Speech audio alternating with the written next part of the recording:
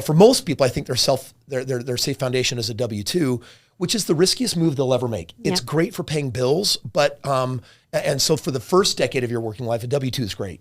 For the last 2 decades of your life, you will curse if you still have one of them without having other streams of income. Absolutely. Because what is safe today will end up being your bane at the end. You're going to die. Yep. Because you can't accumulate with a W-2 enough money. You can't. From the grit and the grind to successful minds, live from the entertainment capital of the world, your hosts, Jillian Batchelor and Daryl Hannah.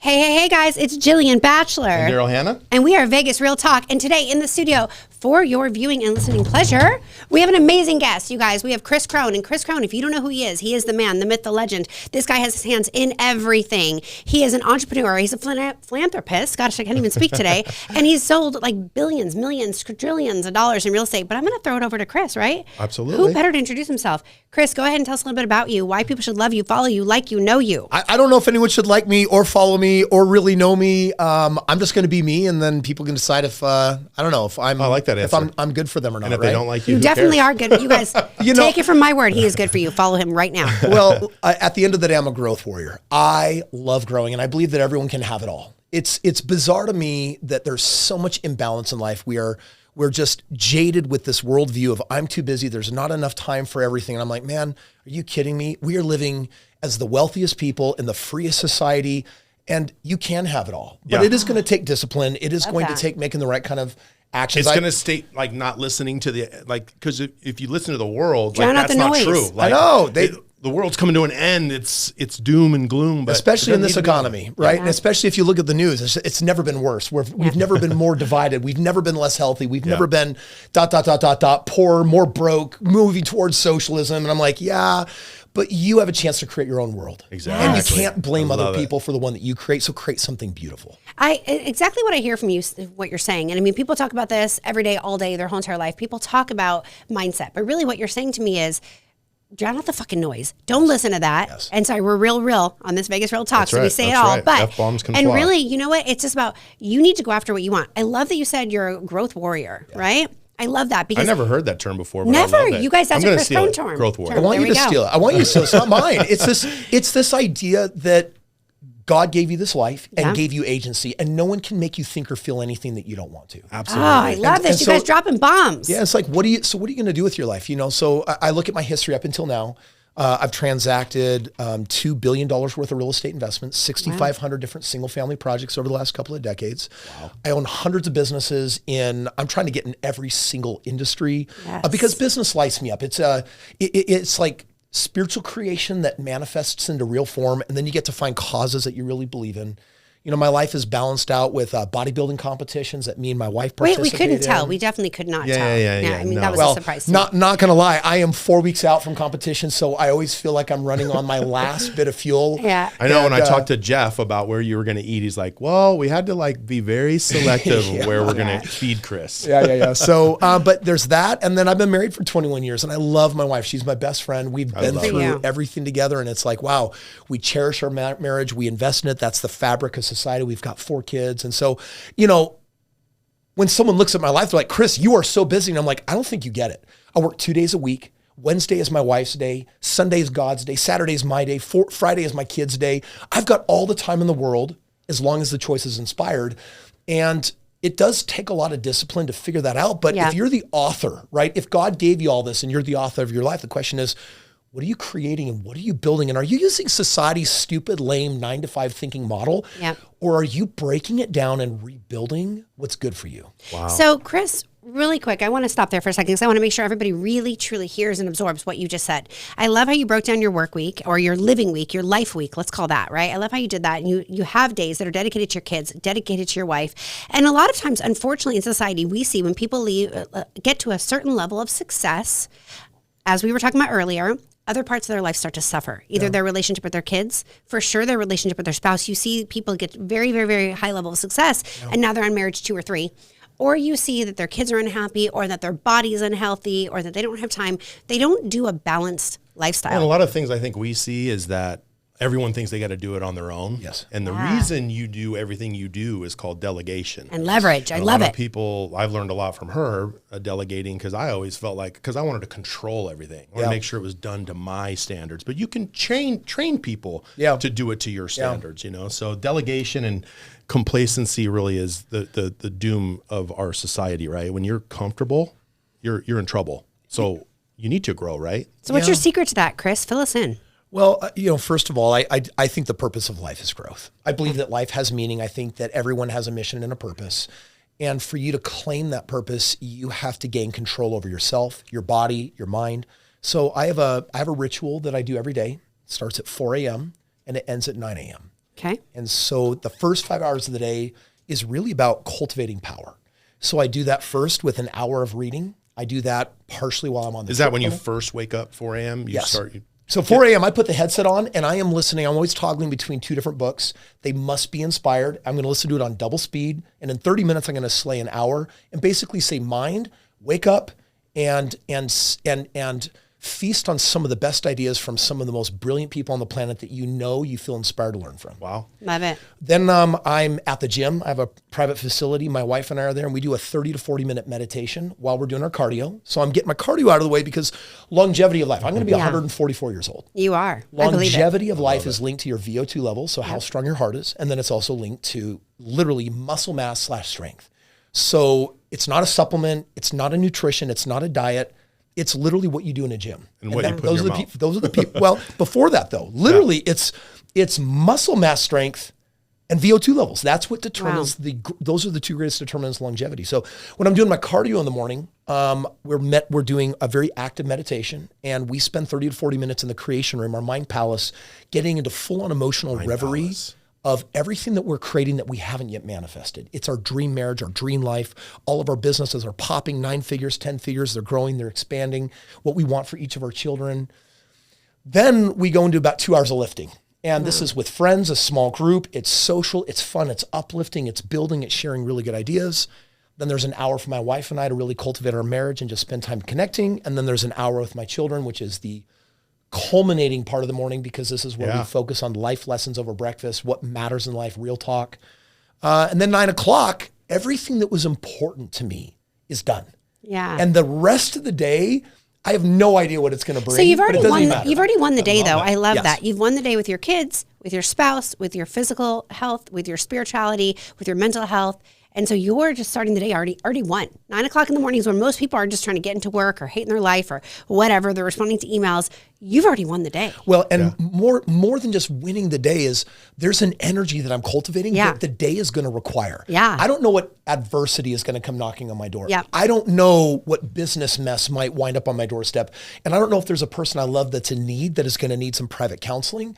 What I do know is that if I've cultivated the highest level of energy as a high energy human, I've got all the energy I need for that entire day, because when 9 p.m. rolls around, I want to look back on my day and say, I'm really proud of what I did and who I am. Wow. It's funny that you say that, because we've heard it again for years and years. And we have a lot of friends that are multi-millionaires, or even quite a few that are billionaires. And they always start with this morning of success, I'm going to call it, right? Yeah. So they have this ritual, and everyone's ritual can be slightly different, which is fine. That's how it works. But they have this morning of success, and these are the certain things I do, and it's very disciplined, it's very organized, very regimented, like this is what I do every single day. And those that have the most successful life, if you were to look at it, they've been married the longest, they have the happiest children, they are physically in good spirits, good shape, are all doing this morning of success. And the key is waking up early. Because if you try to start what you're talking about at 8 or 9 o'clock, it's not going to work, because the world's going to come unleashed on you by 10 or 11. Yeah. Well, every year I pick someone that I'm going to mentor. And the gentleman that runs my foundation, his name is Luis. And this last year, he joined our foundation. We went to Ukraine twice. Yeah. We were literally saving innocent civilians out of war zones. We were feeding tens of thousands of people. And after I saw what he did that year, I said, I want to invest in you because I see my future and my legacy in you. So we've just started this mentoring, right? And I sit down for my first meeting. I'm like, okay, break down your morning. And he's like, well, I wake up in the morning and I feed the dogs and I spend a little time cuddling with my wife and then basically get out the door. Yeah. And I'm like, brother, you have cultivated no power, no physical strength. You're doing 20 minutes of exercise 3 times a week. I'm sorry, you're not going to build a strong beast of a body if you do that. Yeah. Your routine is weak. and your legacy will be weak. Your destiny will not be anything like what you hope it will, because destiny is forged in the morning with the person you choose to become before you greet the world. Wow. Wayne Dyer, before he passed, I'll never forget, he said, there's a secret in the early hours of every morning, but only for those that are there to hear it. Yeah. I love that. So true. I love that. True. So the morning, we know the ritual is very, very important. I know that a lot of people have been focusing on this too, because a lot of people in the world are in trauma right now. Yeah. And again, it's part of that is a choice, because you can experience trauma. Here's the thing, you guys, everybody's going to experience trauma. There's no way that you're not going to experience trauma. It's how you react to it, how you're ready for it, how you're prepared for it, how your mental mindset is going to be for it, because things are going to come at you. And it's how you respond to it. Now, I know a big one is the people in your circle. We've been talking a lot about that lately, Daryl, right? The 5 people, everyone's heard it. The 5 people you spend the most time with, the most likely to be around. But that also includes your spouse, your significant other. Yeah, and it can include your kids too. It's really important to bring your kids into the fold of that mindset to make sure they're getting the right set, who they're around. And if you got a spouse who's every single day cheering you on and is your biggest cheerleader and wants to see you succeed, wants to help you grow, is out there helping you build, is out there helping you grow, you're going to see a huge difference in your success level versus those a spouse who's like, no, you go and do your own thing. I'm not going to be here to help. I'm not going to really cheer you on. I want more from you. You're not producing enough. Or maybe they're complaining. Well, I envision like a rope that's just got one single twine. Yeah. Then you add your wife as a second twine. Yeah. Then your business and your morning ritual. Those are all different twines, right? Mm-hmm. And if you got 50 twines, you're gonna be unbreakable by 9 o'clock. Yeah. You're good. I mean, that's what you're talking about. Yeah. And when I hear you talk, I envision this, like when you're talking about warrior, and you've got like this suit of armor by 9 o'clock. Absolutely, it's like nothing can stop me right now. So I was at Tony Robbins' house a few years ago, and he invited Kevin Hart to come over and just share how he made himself what he is. Because often we just know people for their career or their big accolades, but how did they become that? And he shared something that really meant the world to me. He said, you have to meet negativity with reinforced positivity. Okay. And you can't bring reinforced positivity unless you're creating it. So there has to be a routine for creating and cultivating the positivity. Yeah. Scientifically, studies now show optimists live 11 years longer. Wow. And so it's like, okay, how do you become an optimist? How do you become a positive human being? How do you become a high energy human being? Yeah. Well, it's how you cultivate your mind, your physiology, and also your relationships, the ones that matter the most. Absolutely, they do. Yeah. And I'm glad that you brought up energy, because people have always said to me in my entire life, like, Jillian, you're like the Energizer bunny. And for some people, I've been told, you're too much, you talk too fast, you walk too fast, you do too much, you're constantly multitasking, or you got your hands in too many things, or you're thinking too big, and I've never accused you of that. No, never. And I always tell people, and I look at it the other way. I'm like, you think too small. You're thinking, you're listening too slow. Like, I'm like, you got to go. We got to speed it up, because energy to me is key. When I meet somebody who has high energy, is a positive person, I just want to absorb that. I just want to take that in. I just want to absorb it, and I want to get more of it. And so, Kris, when I met you, and you're my people. I'm like, I love this. Yeah. But you can see why you are successful. Before I even shook your hand, you have this energy. And you can see why you're successful in multiple different facets of your life. Now, let's dive in, if you guys don't mind, that I'm going to take a little right-hand turn here. Because I know a lot of people right now are focused on the economy. Yes. And they're focused on, there's a lot of rhetoric out there, all bad, whatever.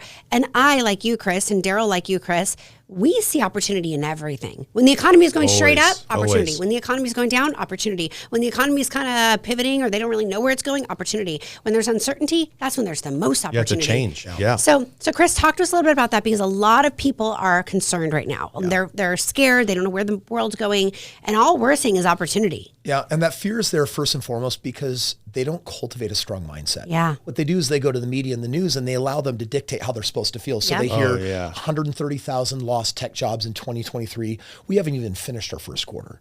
Or we hear about that Biden has once again altered the definition of recession so that he doesn't get bad press for the fact that they're printing trillions of dollars. Inflation is through the roof. Yeah. Banks are failing. We just had 4 this last weekend fail. Yes. One of my companies banked there, and for about 40 hours, we're like, we, like Mr. Wonderful, who had $10 million in the bank, we just lost all of our money. That's our tech company, right? And of course, the government came in and bailed out, which was a good thing. But can they do that for what is coming next? Yeah, they can't. Doing it? Yeah, and so you look at where we're at in the economy, and people have to start by, first of all, recognizing that the economy moves in cycles, and we are overdue. Absolutely, the Great Recession, 2008, we are way overdue. We are way overdue. This is timing, and instead of seeing a down recession as a problem, it means lost jobs, it means not enough money in savings accounts. So no, it is always going to be more opportunity, because what happens in economic winter is companies fail. Yep. And the companies that fail are the ones that are supposed to. Yep. We got to clean up the economy and make room for innovation, for new ideas and better ideas.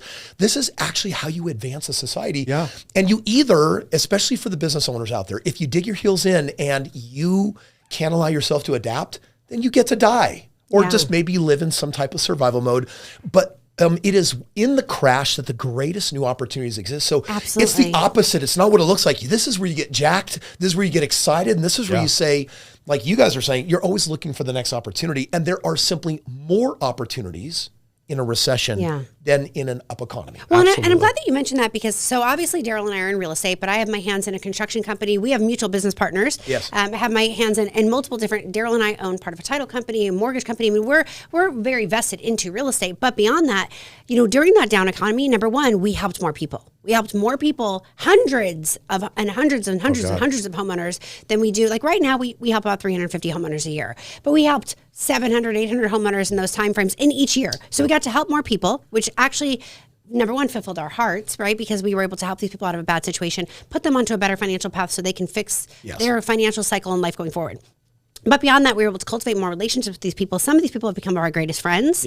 Some of these people we helped just with the financial reset. A lot of investors who... And I was just going to say... we built a lot of wealth. The people that took the opportunity, we helped make so many millionaires, multimillionaires. I mean, we had people who we took out of their 9-to-5 jobs, put them into, just as an example, had them take out... I mean, I had one guy that cashed out, when we talked about this before, his entire 401k, bought multiple houses, did all Airbnbs, and took $1 million, which is what he had at the time. Now, this was in the Great Recession where houses were like $120,000 in Vegas.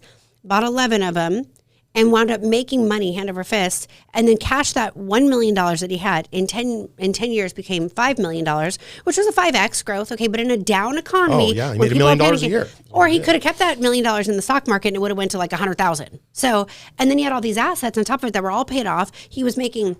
The key $10,000, to all of $20,000 a month. The key to all of that is you have to have the money when opportunity knocks. So or it comes back to leverage, savings. or you have business partners. Or leverage. Kris talks a lot about that too. Kris, tell us more about what you see happening right now. Yeah. So first of all, let's just take a look at some different asset classes because a lot of people might be listening and wondering, what are you doing right now? Yeah. And I've got a variety of investments and they range from really, really safe to hyper aggressive moonshots, things where it's like, I'm working on one company right now. I'm like, this is going to be $100 billion company. I'm working on another tech company. This is a $7 billion company. I've got a half a dozen $1 billion plus companies that we're building right now. We raised the capital. We put the CEOs in place. We're building these things. We've got the cultures and so on. We're excited about that. Yeah. But you don't build, you can't build an empire on a moonshot. No. What you have to start with is a safe foundation. Yes. For me, for most people, I think their safe foundation is a W-2, which is the riskiest move they'll ever make. It's great for paying bills, but and so for the first decade of your working life, a W-2 is great. For the last 2 decades of your life, you will curse if you still have one of them without having other streams of income. Absolutely. Because what is safe today will end up being your bane at the end. You're going to die. Yep. Because you can't accumulate with a W-2 enough money. You can't. You know, we have all the stats. You're 65 years old. You have $209,000 in a 401k. If you're lucky. And then you're accustomed to a $95,000, $94,000 a year lifestyle. Yeah. And so you say, 2 years. and you peak at 54, not at 65 when you retire. Yeah. So now you're on the outs as far as your job marketability and people find themselves in pain. So, you know, I tell people there's 5 major ROIs that you want to go after. You got to get your money working for you. So get a W-2, get a job, but save aggressively. And I move my money into single digits, double digits, triple digits, and quadruple digit ROIs, and then ultimately infinites. And here's what that means. When all you do is put your money into the stock market, the S&P, even Munger just came out, Warren Buffett's partner, and said, hey guys, when the 401k emerged in 1980, the S&P was a good thing because it went from 13% stock ownership amongst Americans now to 54% because of the 401k. And what it did is it actually spiked the economy and it could produce a 10% annual growth. Yeah. It doesn't. Right now, that number is lowering. And so when you take a look at 401ks, IRAs, the S&P, your blended average is around 6%. Yeah. That means that $50,000 over 20 years triples. 50K moves to $160,000, which means if you did that math, you'd say, this is broken and never going to work. It's terrible. Yeah. And what all of those things share in common, it's not that I'm waging war against a 401k and an IRA or the S&P. What they share in common is they're all single digit. Yeah. So what people need to do if they want to become wealthy is they have to graduate safely from single digits to double. Absolutely. And real estate does that for me. Over the last 3 years, I'm averaging 34% on my portfolio. Absolutely. I never touch a deal less than 25%. I buy a house every single day. I own so many houses right now. And what I do is I have people that will find me on social media. They have these 401ks. They don't know how to do real estate. I have a turnkey system. So people will just reach out organically. They'll partner with me and then I'll do 100% of the work. We'll split the profits. But let me tell you something, when you're averaging 34%, oh yeah, 50K doesn't triple. Yep. 50K turns into $17.4 million.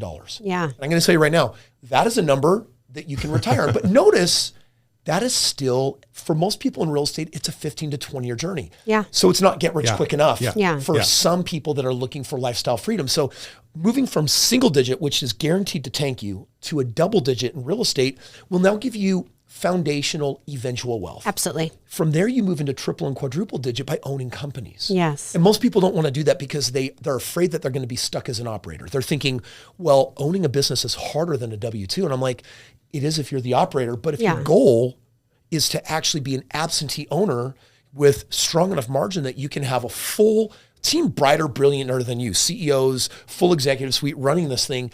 And then your job is to stack up as many companies. Yep. That's why I have hundreds of them now. The Rainmaker. Yes, and it's a model. It's a model that multiplies. So if you can get your money diversified from single to double and sprinkle in some triple and quadruple digit ROIs, then it becomes very realistic for someone to achieve wealth in 5 years or less. Yeah. And that's not pie in the sky anymore. It's just, hey, my money is growing at 6,000% a year in this business because it required small startup. I put in 50K and it makes me $250,000 a year. And you amortize that over 5 years. And it's like, wow, I'm crushing it. And let's go get 100 of those. Yes. and so there's a model for building wealth. And while some people don't have, my goal by the time I'm 140 years old is to be a trillionaire. Yeah. Richest person on the planet is worth $200 billion.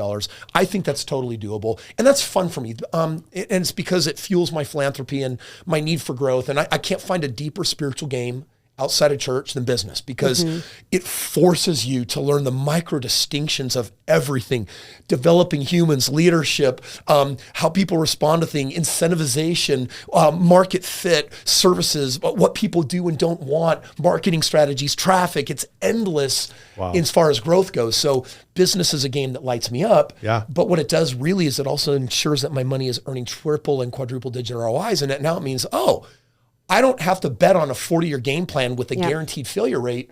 And I also don't have to wait 20 years. And I really want people to hear what you actually said, though, because I think a lot of people, when, we have listeners that will be anywhere from people who are W-2 to we'll have listeners who are multi-millionaires and own major, $10X million companies and things like that. So we have the array. But I want to hear what you said, because I think a lot of people at first get intimidated or they're unsure or they're scared and they're like, how do I get in? How do I become a Kris Krohn? We have a lot of friends that are multimillionaires and they're like, how did I get started? I'll tell you what you said to me. Now, if I'm just trying to water this down to just anybody out there listening, what you said was you talked about $50,000. I think $50,000 is a very realistic number that pretty much anybody can get access to. We're not talking about $50 million, where a lot of people are like, I'll never see $50 million in my life. First off, it's a limiting belief, but we'll put that to the side for a second because we're totally just trying to get to the average person out there. When you think about $50,000, you can absolutely obtain $50,000 by just, even if you're, let's just say you're somebody who makes $100,000 a year. Yes. You could absolutely save $50,000 if you're diligent. And I would talk to those people who have those, the Louis Vuitton purses or the expensive shoes, or you're really talking 50 pieces at $1,000 each or 25 pieces at $2,000 each. When you I can walk into anyone's closet that I know out there and I'd say, there's your $50,000 right there that could have made you a multi-millionaire. But you chose to have this instead of that. And it's about that mindset shift. And I really want our listeners to hear that, because people would think, I'm never going to get there, or I can't get there. Again, that's a limiting belief, but it's also about the choices that you make. I really want to focus on that. Spending habits. People will look at the choices and they'll say, I have no money. We talk to people all the time. I have a client right now, guy makes about $700,000 a year, and he's like, I have no money. I'm like, it's impossible for you to make $7,000 a year and you to have no money. You don't have a money problem. You have a spending problem. Yeah, well, and that's where your problem is, because you should be investing $300,000-$400,000 a year 100%. and be a multimillionaire in 2 to 5 years if you're investing it correctly. And Kris is the way. Well, let me just share with you, I'm going to break it up and break it down. I think simple, I think what you might be asking for. Yes. Because Parkinson's law says that you're going to spend plus or minus 10% of what you make. Yep. If you make $50,000 a year, you're going to spend $45,000 to $55,000. If you make $700,000 a year, you're going to spend between $650,000 and $800,000 a year. Yep. That's just what people do when you're in a consumer mindset. Yes. The first 5 years of my life, I didn't own a single nice thing. I shifted everything into an investor mindset. Yep. So even the very first house I bought, I could have bought a nicer house. Yeah. It was entry level. It was ugly. It was this bungalow five blocks from campus. And I rented out the basement, and the basement covered the mortgage. So when my wife and I moved out of our $400 a month hole in the ground apartment to our first house, we lived for free. Yeah. We used the equity a year later to buy a second house. Yep. We used the equity in that house to buy our third house. After I had 3 houses, I had track record because my friends and family all thought when I bought my first house, you're stupid. Yep. You were going to college to become a doctor. You now have an undeclared major because you hate chemistry. Yeah. And now you bought 3 houses. What are you doing? How old were you when this happened? Like 23, Okay. 24. So you were in college. I was in college. Okay. And so I bought these 3 houses, and then all of a sudden I realized something. There was something magical. When I bought my first house, they thought I was crazy. When I bought my second house and hadn't fallen on my face, they thought I got out lucky. Yeah. By the third house, FOMO. Yep. All of Because a now sudden you they're have like, proof of concept. Oh, we got to start buying. Yeah. And so people started coming into my life, and I started saying, well, listen, I can find more deals. Yep. I'm not rich. Yeah. Put up the money from your 401k or IRA or equity. And so people started funding me. And we went in as 50-50 partners. So really quick, hold on. I want to pause there for 1 second got a because question this is what we were talking about, Daryl. We had mentioned this because one of the things you had said is you got to have the money when the opportunity happens. Yep. And I would challenge you on that because I've seen Kris. I've heard what Kris does. A lot of the people that you don't have to have the money. If you learn from a system like Kris or somebody like Kris, you don't actually have to have the money. It's about partnering with people who have the money. We have a business partner that's very successful, doesn't put up a lot of his own cash at all, ever, none. And the guy's a multi-millionaire. So that's really important to know. But then on the flip side, if you are somebody who has the money, but you don't have the knowledge, that's when you partner with a Kris because now you have somebody who has the knowledge and says, okay, you have the money, but you don't know what to do with it. I was at an event last weekend. I had 30 girls there. And they were all like, we have the money. We have cumulative between this room. They probably had about $10 million they wanted to invest. Out of 30 people, could have piled together $10 million. They were like, where do we start? We don't know where to start. We have the money. We don't know where to start. Yeah. So you can be on either side of the coin, you guys. I want to make sure you guys are hearing that. And I want to hear the other really important thing that you said because I want to make sure it doesn't get, because you talk fast, you're like me, a lot of energy. I want to make sure it doesn't get missed. One thing that you really said that I just freaking loved is you said you went from a consumer mindset, which I would venture to guess is probably 90% of the planet, okay? Which is why the elite are the elite, to the investor mindset. If the consumer mindset is I need to have the fanciest car, the fanciest purse, the fanciest house, the fanciest suit, the fanciest watch, instead of no, I need to actually build wealth. When you have the consumer mindset, you're not building wealth at all. You're stuck in the rat race. You're never going to get out of it. You're never going to be wealthy. You're never going to be rich. Period. You also have an endless list. You've already spent it on the next 100 things that you want to 100%. buy. And I remember actually I got to a point where I had accumulated this wealth. I brought on enough partners that I now had 25 homes. So when I graduated college, I had 25 homes. I was earning $12,000 a month residually. It wasn't a lot of money, but to me, it was a lot. Like my expenses were still less than $3,000 a month. Yeah. So I was banking $100,000 a year. And then after I graduated college, I quit my job. And then I doubled my portfolio that next year to 50 homes. I doubled it to 100 the next year. And then I started realizing that the real currency isn't money. It's track record. Yep. And when you have a track record, and if the deal is good, there will always be money. There'll always be money. You don't need money. Money will always present itself. My question for you is going back to you're in college. Yes. You're living in this crappy apartment with your wife. Yes. How did you find out about who showed you how to buy this house? So you didn't do that on your own. No, actually, that's such a great question because my father is an off-the-boat German who beat into my head this idea of good grades, go to college. And he would say, son, don't be a business owner like me. I'm an entrepreneur. I own my own business and I remodel houses and I do roofs and decks. He says, it's the hardest thing. Don't do it. So he jaded this mindset of this young boy that just said, also, if you want something done right, you have to do it yourself. Yep. So I listened to my dad and I got the best grades I could. School didn't come natural to me, but I managed a 3.8 with a lot of blood, sweat, and tears. I always felt like I worked 3 or 4 times harder than most kids my age. And then when I was sitting in college trying to become a doctor, that's when I actually met my Peter level because I couldn't do well enough when you're grading on a curve. Yep. I retook chemistry the second time and went from a C to a C minus. And my guy's like, Kris, it's a decade of this. Trust me, this doesn't come natural to you. Don't do it. And I listened. And my heart was broken because I had decided for years that I wanted to be That was your doctor. goal. That was your focus. Yeah. And then I started saying, okay, well, there's got to be other majors. And I started looking, I would meet with my guidance counselor and we would look at, being a marketing director or being a teacher, the things that interested me, like psychology, 50K a year, 70K a year, 30K a year. And I'm like, okay, first of all, this is nothing like a doctor makes. Yep. And like, this isn't going to work.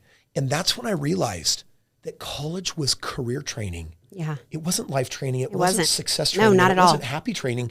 It was just how to be a cog. It was cog training. Yeah. And I said, what if I don't want to be a cog? What if I want to be the clockmaker? Yeah.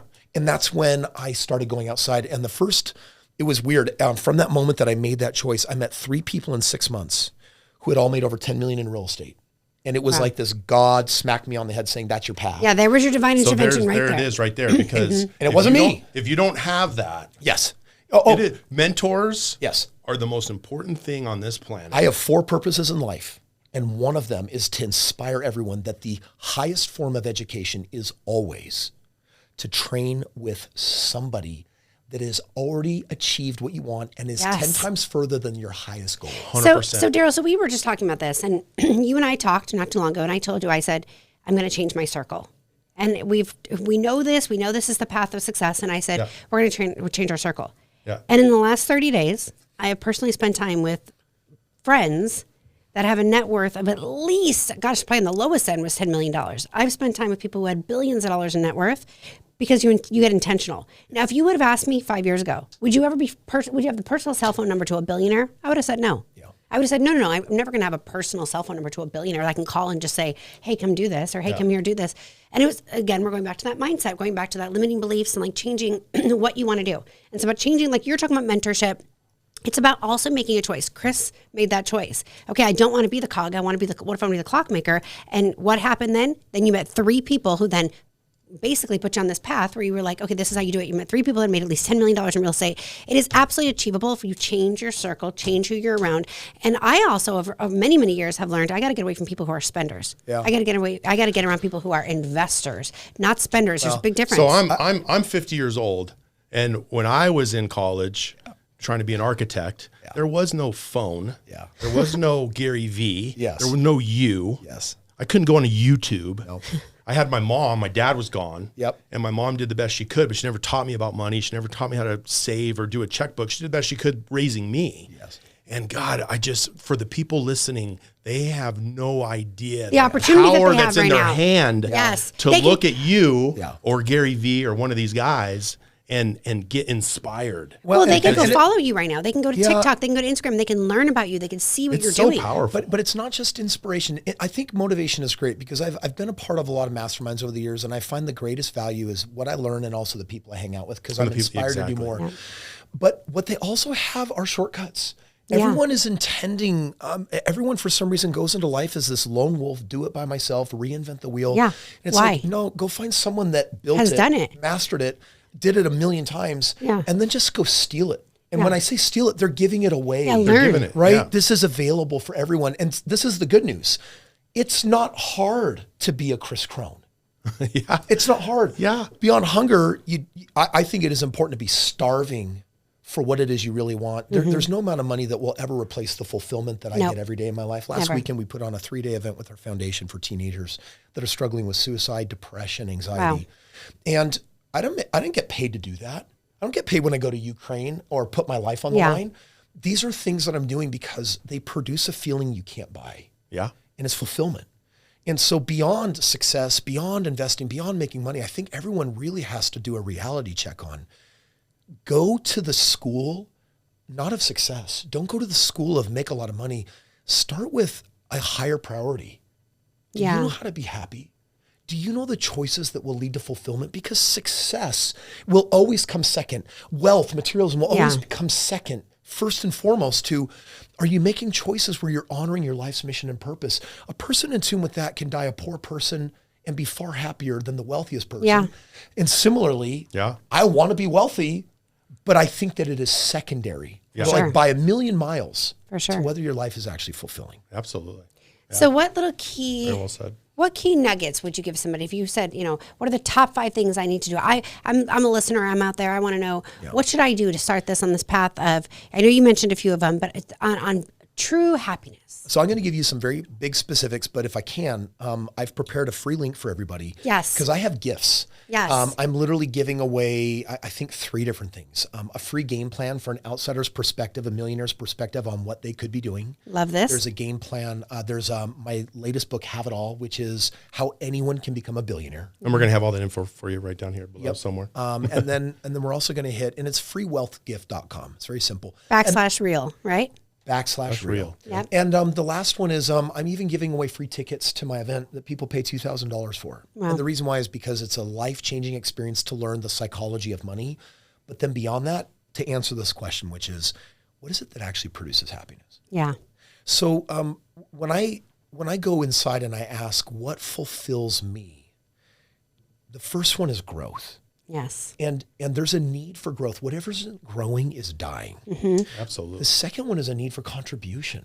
Yeah. Which this is when you graduate from your selfish life to your selfless. The selfish need is significance, to be recognized, to be important, to be seen, or to be loved. And it's all about getting something from the outside inside, the accolades that will, the news press clippings, the things that will tell you that I'm enough.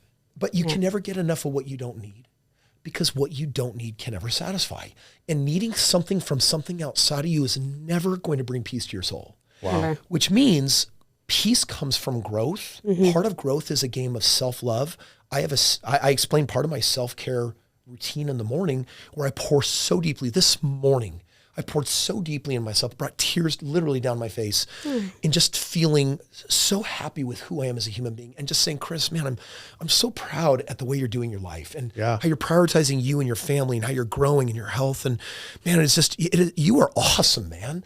And I say that, and I mean that. And that's the love to yourself. It is. Yeah. And there's a message we're all waiting to hear that no one can give you that will last except for the one that comes from you. Yeah. So growth is part of it. And then the contribution is where we start saying, wow, instead of everything being about me, which is very taker energy, you shift into the giver energy by saying, well, is there something that I can do today for someone else? And don't get me wrong, when you write a massive philanthropic check to your own foundation, there is no feeling on the planet like it. But it starts with something as simple as realizing that a smile can cheer someone up. Yeah. It starts by asking a simple question, because I love questions. I think the quality of the questions we ask determines the quality of our life. And every morning I ask this question: who am I called to serve today? Love that. And I want to give some of my time, my most precious gift, to somebody that's in need. Yeah. Because you're coming from a place of contributions. When you're coming from that, of the abundance, the contribution, the growth, all of that mindset, it is given back to us in tenfold. And I also love the fact that you, and I don't want to turn this too much in this avenue, but you talked a lot about God, and I am a very godly woman. God's very important in my life, and I see the power of God behind me. And even if those out there, if you guys don't believe in God or whatever it is, but the universe, whatever your higher purpose is, if you're really in tune to that, if you feel connected to that higher purpose, if you feel just, fired up by like, this is what you're supposed to do. We have a lot of twists and turns that happen in our lives all the time, Daryl, and our businesses. And I always think, that's okay. God's got me. Wherever I'm supposed to go, I'm with him on this path. Now, of course, I have agency, and I'm going to take control of what's happening to me. I'm going to do it with love and positivity and strength and energy and everything behind it. But I understand the path that he wants me to be on. And if there's twists and turns, I don't let them get me down. I don't let them kick me in the face. I was saying about you the other day, you show up all the time. No matter what life's giving you, you just get up, show up, and you got to go into battle. Have to. Because you can't, if you think about it, if you were actually at war, if you're actually at war and your foot's hurting or you got a migraine, are you going to be able to just not go and be in war? No. You got to get up and go every single day. Your wife yelled at you that morning. Oh, well, get up off your ass, get up out there and serve. Do what you got to do. You have to have that mentality of no matter what, nothing's going to get me down. And those people that just get down on every little thing, they have to shift their mindset to get to that bigger, growing, just part of it actually comes from like a fire, I believe, within. For sure. Is you have this growth mindset. For me, I always say, if you're not changing, you're dying. You got to change. Yeah, complacency is a horrible place to be.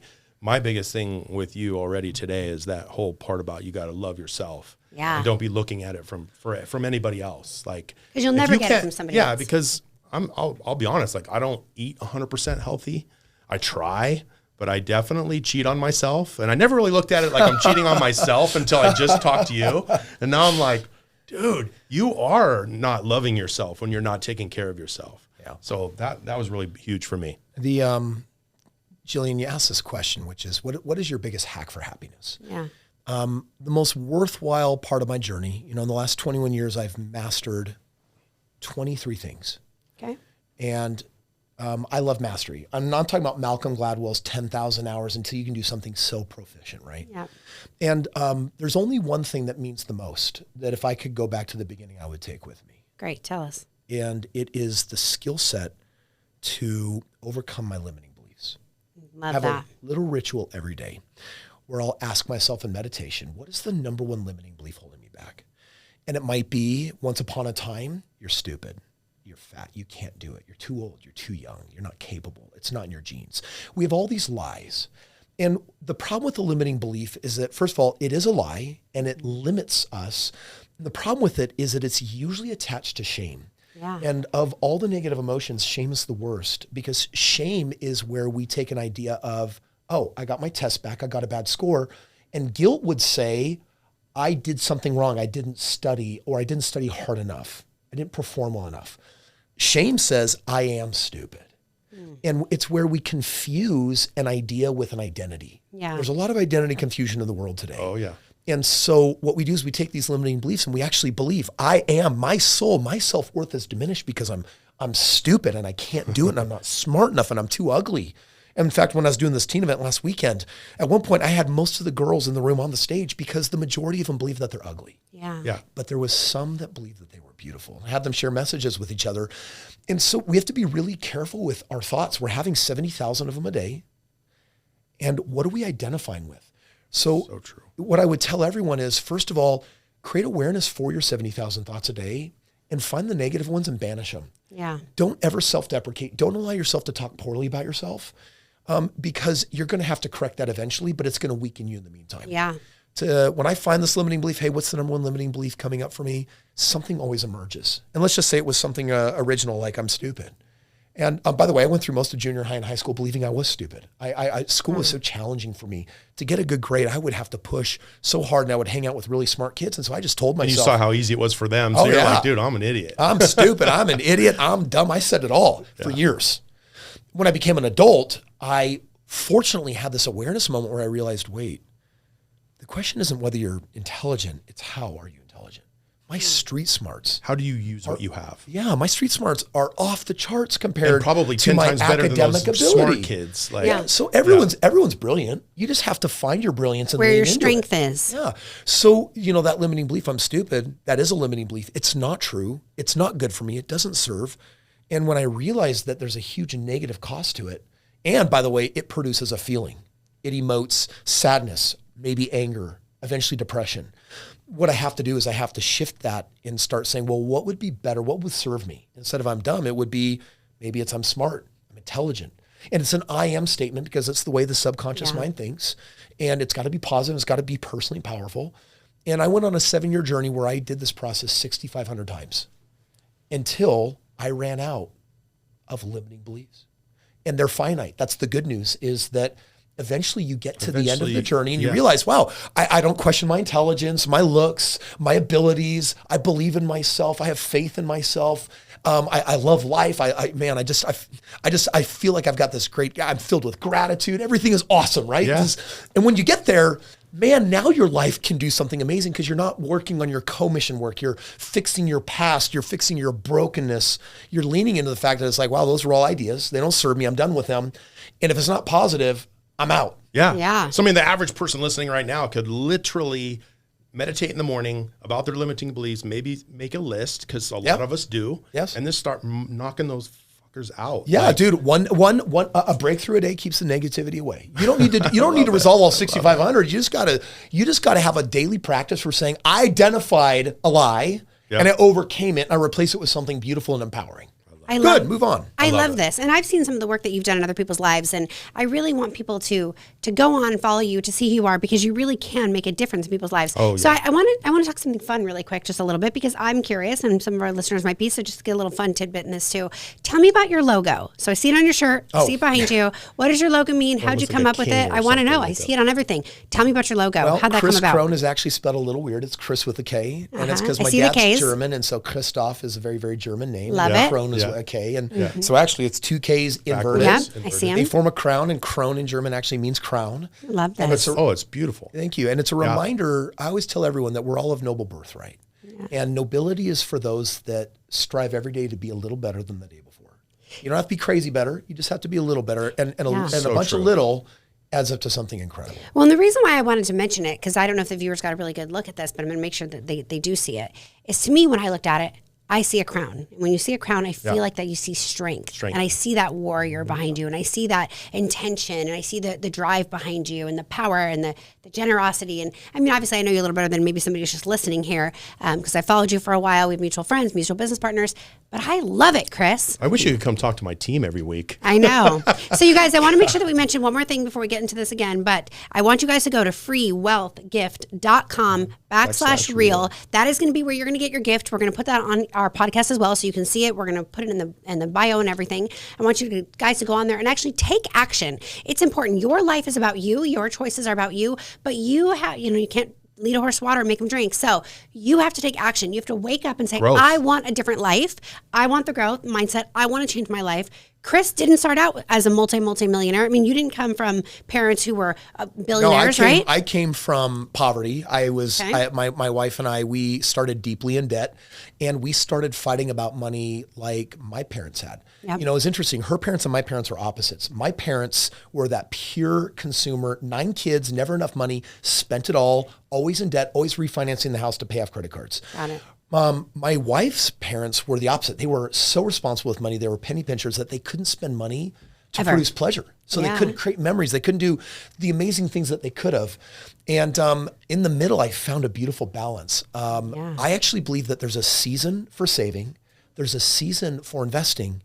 And then there's a really exciting season for spending. Yes. I spend a lot of money, and I'm enjoying it because I'm enjoying the fruits. Yeah. You put the work in the beginning. Yes. Yeah. And there's an order to that. And if I were to actually break down a really simple methodology, step 1, you have to save a minimum of 20% of what you make. Yep. I recommend that number 2, that you open up a HECV, a whole life insurance policy where you drop the money, and it's hard to access, but you can. Yep. And you can borrow it anytime you want, and it's growing at 4, 5, or 6% tax-free. And then step 3, you borrow it and you move to double-digit ROI. Yep. Buy some real estate so that you start the generational wealth building process. Yep. And then let your real estate multiply itself. Step 4, if you have a W-2, get a hustle going on the side that can rival your job. Find something where you can do 1 or 2 hours a day and have it actually be worth more than the 8 hours of work. Absolutely. And then from that, you multiply. Don't settle for a single stream of income. Yep. I'll never stop growing more streams of income. But what that means is there was a season for saving, then it led to a season of investing, and the season of spending now could be, writing a $250,000 check to, our next trip to Ukraine and inspire other entrepreneurs to do the same thing. And they went into the war zone with me. Nick did that with me. I donated. Nick called me and said, I need, and you know what's so funny is this is what the power of having friends. Nick called me. So we have a mutual business partner for those listening. And he said, I need you to not ask any questions. I need you to donate $25,000 today to this campaign. He goes, give me the money and we'll put it in. I go, okay. So I sent Nick the money. But it's the power of having friends that you believe in. You believe in what's happening. Thank you so much. You're welcome. I don't know if you know, but that money, $4.11 a month is enough to feed a person for 30 days. Oh my God. We have currently fed now over 80,000 people. Wow. And your contribution also went towards pulling civilians. We have pulled hundreds and hundreds and hundreds of people literally out of the danger zones. I saw what you guys did out there. It was insane. So thank you. But here's the point. The point wasn't about me or what I did, because honestly it was pennies compared to what you've done. But the point is that when you have this circle of friends who call you and say, I need you to do something. Because Nick has never said that to me before. He's never said, I need you to give me this now. And he called me and he goes, can you put it on a credit card? Can you send the money over? Can you just Zelle me? Can you whatever? And I remember being at dinner and he's like, I need you to do it tonight. Like it needs to be now. It's like 7:00 at night. I'm like, okay, but when you have a friend calling you at 7:00 at night and says, I need you to send $25,000 at this moment. Number 1, the power of making sure you have it. Because when somebody calls you that you actually know is going to need it. Number 2, we all knew what was happening in Ukraine. And he invited me to be on that plane to go on the trip with you guys, with Adam and him and everything. And I couldn't go. I had some kid stuff, but it's about having the power of seeing the people that are out there that are going to change the world. You guys were there. You were putting your asses on the line. You were basically going into an unsafe war zone, basically at the time too. And and you guys were willing to put your asses on the line. And I loved that. That's when I actually really, I feel like I didn't know you personally at the time, but that's when I feel like I developed a real respect for you, because you have these millionaires and billionaires out there that are always like, donate money, telling you to do stuff, but you got your ass out there. You actually did it. You put your physical body in. I don't see that very often. You left your family, went and did it. And I loved that about you. I was like, okay, this guy's legit. Well, we are 5 weeks out from our next mission trip there. We're doing Haiti later in the year, and we just adopted an orphanage that is now helping those that are rescued from sex trafficked. We're talking about the boys and girls, the children, and we're helping rehabilitate. Well, we want to help with that. So let us push it out there. I know a million people. Let us push it out to the people that are out there. Like I said, I have a circle of friends that want to help, want to get involved, don't know what to do, don't know where to start. And I think it's important to just connect with people. It's all about who you connect with. If you would have told me 2 years ago, I didn't know who you were. And if somebody would have said, oh, have you ever heard of this guy? I would have said, no, maybe I could have researched you. But it's so different when you actually connect with people who are changing people's lives, changing the world. Giving your philanthropy side is huge, which I love. And I truly believe that's why you are being rewarded. It's your diligence, it's your mindset, it's your get up, it's your determination every single day. And then it's what you put back out in the world. Well, I appreciate that. And I want to add a couple other things because I want to, I don't think I'm by any means a saint. I'm also driven by just living life and experiencing it to the fullest. Yes. You know, this last year, we took our jet down to Ecuador. We took our kids to the Galapagos Islands. We rented a 140-foot yacht for the week. And we got to literally like play with this animal life in its native habitat, sea lions and turtles. And it was such an amazing experience. And we're going to Tokyo, you know, in a couple of months to go have this amazing 3-week and go hike Fiji and we are collecting some of the most amazing experiences. When I look at what really motivates me to accumulate wealth, there's a few things that really do it. One of them is the contribution aspect. And if you feel like someday I'm going to be wealthy and I'm going to be a philanthropist, I'd invite you to find a way to make sure you're giving something regularly now. Because you're not going to become because you have. You have because you become. And so the second thing that I love to do is my wife and I, we are world travelers. We've been to 40 different countries, and we've done everything from riding elephants in Thailand between native villages where there's no electricity, you know, to seeing the pyramids and Bora Bora and just crazy, beautiful places. I love exploring the planet with my best friend and my friends and my kids. And then the third thing that really motivates me, which I think for maybe listeners might be one of the more important ones. We sometimes think that the purpose of saving money is to then invest it.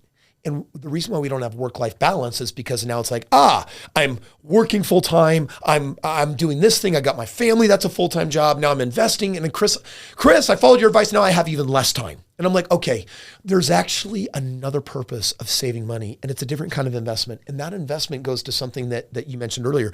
It's not investing to make your money work for you. It's investing to actually reclaim your time. So one of my friends, he sold this company for $1.7 billion. They're billionaires. And I asked him this question because I have a philosophy. I had to turn my dad's philosophy around of if you want something right, you have to do it yourself. And when I was 25 with a full-time real estate business, full-time student about to finish that, full-time work, full-time marriage, I was breaking. And I said, Dad, I love you, but I'm going to test and find a different way. And I said, if you want something done right, don't do it yourself. And I tested my billionaire friend and I asked him, I said, hey, what's your philosophy? He says, if you don't have to do it, don't.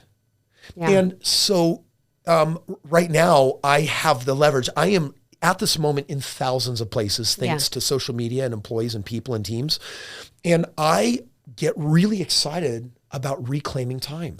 Because during every season of life, there's new time to reclaim. You know, a few years ago when I had a chance to hire an at-home team, you know, my wife and I, we privately educate our children. So that means that I've hired my own principal, my teachers, they come into my home, they teach my children, we give them a superior custom education. That costs money. But it's the best money I've ever spent. Absolutely it is. For the last 13 years, I've been taking care of my parents. They actually live with us, and my kids know them better than any of my other sibs. Kids know their parents. That financial cost is the best money I've ever spent. But also, I have a full-time handyman and a home assistant. I don't put things away. I don't organize. I don't clean. I don't shop. I don't minutia. I don't errand. I don't anything, which means that in one regard, I'm a really worthless human being because I've trained myself to do almost nothing unless it's in value creation. So my time is spent only one of two ways. Either it's classified as, oh, this is $10,000 an hour or $50,000 an hour, or I have some activities that are literally $500,000 an hour. So I will do those activities and nothing less than. Or the other activities fall into the bucket called priceless memory making. Yep. And that's just me and my kids. It's me and my wife. It's me and my friends. Going to the Galapagos, like going on the boat. Yeah. So life is either meant for making the most brilliant memories, or it's constantly performing the analysis. Know the value of your time in terms of dollar per hour, and not as a whole, not as I made this amount last year. I made 700,000 last year. So that means my time is worth X. No. Break down your activities. You have 10 major things that you do every day. And for every entrepreneur that's listening, I promise you that 80% of your activities are worth less than $50 an hour. Mm-hmm. And you also do things that are worth hundreds and maybe thousands an hour. And you should only do those things. And the other 80%, you ditch them. You have to trust that you're going to lose the money by not doing them. You're going to lose the money by hiring someone else. But if you'll only commit to raising your standards and doing, and here's my new standard for everyone listening. What is the highest value of time trade? Well, Kris, it's only 2 hours a week. But when I am estimating for my business, I'm literally worth $5,000 an hour. I said, then here's the new standard. Yep. You're now only allowed to say yes to things that are $10,000 an hour. See, and I love that. And I talk to people now, I'm on a much smaller level than Kris Krohn, of course, you guys hear. But Daryl will tell you that too. So I'm about leverage. Same thing. Like I have a cleaning lady cleans my house. I have a groomer came to my house. She comes and gets the dogs from my house to do them. I have somebody who will take my dogs to the vet. I have a personal assistant who does the shopping. If somebody has a birthday, she goes out, gets the gifts, brings it, decorate it. My house needs to be decorated. She does the decorations. Things need to be put away at my house. She does it. She needs to pick up laundry, put away laundry, all those things. Because like you said, you have to know the value of your time. And for me, it wasn't even, oh my God, I'm worth more than this. That wasn't even my thought process. My thought process was, is this how I want to be spending my time? Do I want to be grocery shopping? Is that where I find joy and fulfillment? No. I find joy and fulfillment sitting on the couch watching a movie with my kids, or going to the lake on Saturday with my kids. That's where I find joy and fulfillment, or building businesses. Yeah. I don't find joy and fulfillment being in a grocery store at 8 o'clock at night, then going and putting all those things away. And people get scared. Yeah. Oh, I can't afford a personal assistant. Oh, I can't afford a housekeeper. Oh, I can't afford a dog walker or dog sitter. I can't afford all these things. And then they're acting, you're operating from a place of fear. You're operating from a lack mindset versus an abundance. Yeah. And I think to myself, I can't not afford to have these people. I can't not afford to have a nanny. I can't not afford to, and people will say to me, you have a nanny. My kids are 14, about to be 17 and 20. My 20-year-old lives on her own. They're like, why would you have a nanny? I can't afford to not have an extra parent there to help with my kids when my son needs extra time on his tests. And all my kids are straight A students. They're all getting valedictorians. They're all, because they had an extra, like you said, private educator there day in and day out, making sure that they understood their assignments. I can't not afford to have these things. So when you start thinking I can't afford it, no, you can't not afford it. You can't be cleaning a bathtub. Yeah, and there's, by the way, for everyone to leverage that system, I have a new book that will be coming out probably at the end of this year called Time Machine. And it's basically 5 filters I use for making decisions. And most people make a decision according to logic and money. And I add 3 additional filters. Because if you only leverage logic instead of the irrational, then you're only going to make rational thoughts based on what you've done. And hence you can only get more of what you've already gotten, which means you have to break your paradigm by accessing knowledge, information, and superior filters to make better decisions. When it comes to the money game, there's simple math out there. There are a handful of things that you do that make you your most money. And most entrepreneurs, by the way, 90% of their money is made with 10% of their time. Absolutely. But even if you're W-2 and you work for somebody else, there's a way for you to find out, in the company's best interest, what are the handful of job description things that I do that are the most valuable. What I'm going to do is I'm going to maximize more of those. And when I do, I'll be able to data and prove that I'm actually making the company more money. Now I can justify a raise, save the difference, and start taking the lower value tasks, bump them off to the next person. Because again, if you're a reasonable company, you can do that. By the way, if your company doesn't value you producing a higher ROI for them, you're not at the right place. Yeah. Yeah. Or you might be an entrepreneur. All right. Well, Kris, before we wrap up, because I think this was amazing. I loved having you. Daryl, are there any last questions you want to ask Kris, or before we jump it back to Kris and see if there's anything else he wants to leave us with? Yeah. Are you hiring? Yes, always. We're all going to work for Kris, please. Yeah. Yes. So Kris, tell our listeners and our viewers if there's any last information you want to give them. I definitely want them to go on there and get their free gift. That's freewealthgift.com/real. We're going to put that in here. You guys definitely want you to go on there. Follow Kris, find him on social media. We'll make sure that all of his tags and hashtags are on here so you guys can find him. What else should they know? I think my final thought with everyone today is financial genius comes from a combination of motivation and education. And we've defined education as having a mentor. Everyone needs to have someone that can give them the shortest path to the top of the mountain. Your job is to find that person and then to rip off all of their systems and implement them for the shortest path to success. And when I say that everyone, I hope to master 100 things in my life. And I shared that one of them is breakthrough, but another one is money. Everyone should want to master money, not for the greed factor, not for the have the stuff, the materialism, but it's so that you can buy your time back. When you get good at making money, you command your time. 3 years ago, actually 4 years now, my best friend died in a tragic paragliding accident. And when it happened, I paused to reevaluate my life because I realized that I had all of my everything that I want is already paid for with the success that I've had, mostly through real estate as my foundation. But I was putting my time excessively, 40, 50, 60, 80 hours a week into more. And I couldn't answer the real question as to why. And after my friend died is when I decided to start just only working a couple hours. Basically, I work 25 hours a week. That's my happy zone. If I work less than that, I feel like I'm not creating. If I work more than that, more than 30 hours, I feel like I'm imbalanced. So I found my perfect. And the reason why I can afford that work week is because I've mastered the game of money. The gift that I've offered everyone there is an opportunity. If you go to freewealthgift.com/real, what you're going to find there are several gifts, but one of them is a consultation to have someone give you a perspective on, well, where are you at and what are the choices that you're making? And have you considered moving money from equity in your home with a HELOC to doing something with a higher ROI, an arbitrage play? Have you considered how you could actually move this money from a 401k, self-direct it, and invest in something with higher growth? And the game there is financial mastery starts with financial arbitrage of how do I go from single digits to double or triples? How do I make choices that net me a greater delta in the middle? Because when you do, what do you do with that money? Yeah, of course you could upgrade your lifestyle and go into spend mode, which you shouldn't. It's not about nicer cars, and especially in this economy. It's first with prioritize getting your time back. It's your most valuable asset. Get it back. And then use that money. Yes, invest it, but please make sure you use some of it to build the memories that if you did get hit by that proverbial bus, you could look back and say, I'm proud of the person I became and the choices that I made and the memories that I've made. Absolutely. Yeah. I love it. Thank you, Kris, we want to say thank you so much. You guys, this was Vegas Real Talk with, I would love to say maybe our best guest ever, Kris Krohn. You guys, we love it. Daryl, thank you for having us, right? Thank you. And we appreciate it, you guys. We'll see you soon. Bye.